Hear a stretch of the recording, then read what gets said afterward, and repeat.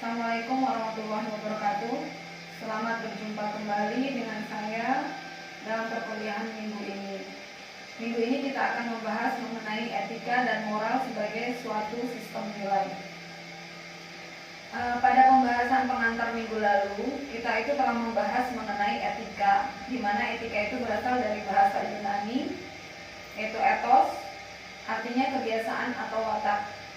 Sedangkan moral berasal dari bahasa Latin, mos, jamaknya mores, artinya cara hidup atau kebiasaan.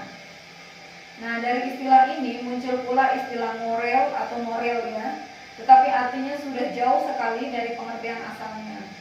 Moral bisa berarti semangat atau dorongan batin. Kemudian kita melihat arti nilai. Nilai itu diartikan sebagai sesuatu yang berharga, sebagai sifat dari suatu hal, benda, atau pribadi yang dihargai, atau sebagai sarana untuk mencapai tujuan. Sesuatu yang membawa kita kepada tujuan. Nah, etika ini diperlukan untuk pembaharuan dan perbaikan pelayanan publik.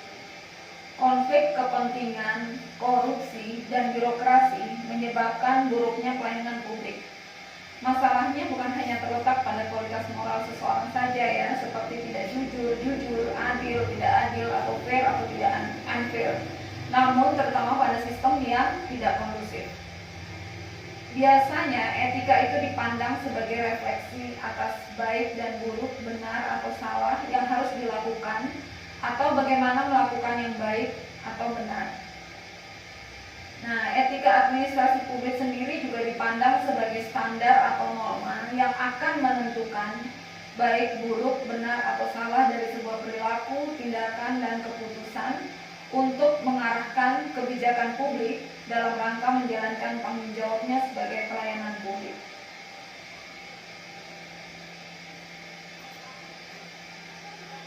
Moral sebagai sebuah sistem nilai, di mana secara sederhananya nilai dapat dirumuskan sebagai objek dari sebuah keinginan manusia.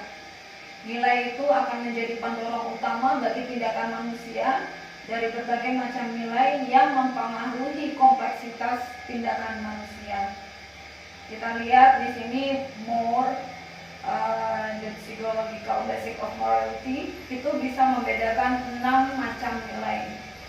Kita akan bahas satu persatu ya. Yang pertama, nilai itu membedakan dari nilai primer, sekunder, dan tersier. Pembedaan ini didasarkan pada kerangka berpikir yang menentukan usaha, angan-angan, atau kepuasan seseorang. Apabila seseorang sangat mencintai perdamaian dan punya kecenderungan untuk berpindah ke arah itu disebut dengan suatu nilai primer. Akan tetapi, ketika seseorang mempunyai harapan perdamaian dengan keyakinan bahwa tidak ada perang, ataupun sekedar hanya rasa puas bila perdamaian itu terwujud, sehingga dia hanya akan memiliki nilai sekunder ataupun tersier. Rasa puas atau kesenangan dalam hal ini merupakan penilaian yang bersifat sekunder. Kemudian nilai yang kedua itu terdapat perbedaan antara nilai semu dan nilai real. Untuk nilai ini, nilai real itu berlaku jika orang benar-benar membenci pertikaian dan tidak menginginkan adanya bentrokan atau pertempuran antar manusia. Ini sebagai contoh ya, yang kita contohkan untuk sebagai pembedaan antara nilai-nilai itu. Sedangkan nilai semu itu sendiri berlaku jika seseorang berpendapat bahwa tidak boleh bertikai yang mengakibatkan luka maupun kematian, tetapi ia masih bisa menerima adanya pertikaian itu sepanjang tidak menyebabkan kematian. Itu berarti nilai semu. Bentuk dari nilai semu ini contohnya adalah kepura-puraan juga ya. Misalnya ada seorang pejabat yang melakukan pemberian sumbangan agar diketahui dan dipuji oleh masyarakat atau atasannya ya. Contohnya aja dalam hal pemilihan umum yang terjadi di Indonesia ya, dan di banyak-banyak negara, itu di mana harapannya itu bisa memperoleh suara terbanyak dalam pemungutan suara itu. Maka pejabat ini termasuk dalam pejabat yang memiliki nilai semu. Akan tetapi jika ada pejabat yang benar-benar berempati dan menginginkan pemecahan menyeluruh terhadap masalah seperti contohnya gelandangan, karena kesadaran dari sosial empati dan tanggung jawabnya, maka pejabat ini merupakan pejabat yang memiliki nilai real. Kemudian yang ketiga, ada nilai yang terbuka dan nilai yang tertutup. Nah, suatu nilai disebut terbuka bila tidak terdapat rentang waktu yang membatasinya. Contohnya, cita-cita dari setiap negara itu untuk hidup damai dapat tercapai ditargetkan pada tahun 2025. Akan tetapi tidak ada jaminan bahwa tahun 2026 nanti tidak akan ada perang lagi. Itu disebut nilai terbuka. Sebaliknya nilai yang tertutup itu dibatasi oleh waktu. Contohnya Badu dan Bedul itu masing-masing dapat mempertahankan pendiriannya untuk menguasai harta warisan orang tuanya. Tetapi pertikaian mereka tidak akan berlanjut jika salah satu dari mereka telah tiada. Jadi upaya-upaya itu tertutup ya. Dia memiliki batas waktu di mana ketika sudah klimaksnya ya itu akan tertutup. Kemudian yang keempat, pembedaan dapat digariskan antara nilai negatif dan nilai positif. Suatu nilai negatif terjadi bila yang mendasari suatu keinginan itu bersifat negatif. Kebalikan dari nilai negatif tentunya nilai positif. Contohnya, kita lihat dari segi moralitas yang punya ciri khas adanya larangan dan anjuran. Apabila larangan tersebut dapat segera ditransformasikan ke dalam nasihat dan peringatan, maka penjabaran tentang moralitas yang terutama untuk melarang atau menghentikan tindakan tersebut akan menjadi sangat formal. Nilai yang kelima, di mana suatu nilai itu dibedakan menurut orde atau urutannya. Orde atau urutannya ini contohnya misalnya orde pertama, orde kedua dan selanjutnya. Kemudian ada yang lebih tinggi ya, orde lebih tinggi, menengah, kemudian yang paling bawah. Kita contohkan bila ada orang yang bersedia memberikan pengorbanan guna menolong orang lain yang membutuhkan, dia menolong bukan berdasarkan sense of duty, bukan hanya karena kerjanya saja ya, tanggung jawabnya, tetapi dia benar-benar ingin menolong. Itu artinya dia memiliki suatu nilai dari orde pertama, keikhlasannya ya. Tapi jika kemudian ada yang memuji dari tindakan yang dia lakukan itu artinya akan dimasukkan dalam sebuah nilai baru, sebab dia bertindak termasuk kepada dirinya sendiri. Kemudian yang keenam, pembedaan yang cukup sering disebutkan dalam kaitannya dengan nilai ini adalah pembedaan antara nilai relatif dan nilai absolut.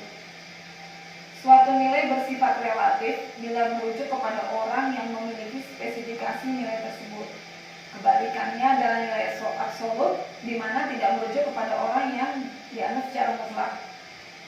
Nah, pembedaan ini berkaitan dengan penilaian egoisme dan altruisme.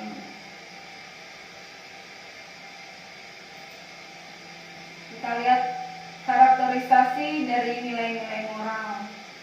Setiap perilaku manusia ditentukan oleh nilai-nilai yang dianut serta prinsip-prinsip moral yang dipegangnya. Dengan demikian, moral itu merupakan suatu sistem nilai yang menjadi dasar bagi dorongan atau kecenderungan untuk bertindak. Karakteristik dari nilai-nilai itu bisa kita lihat ya di sini.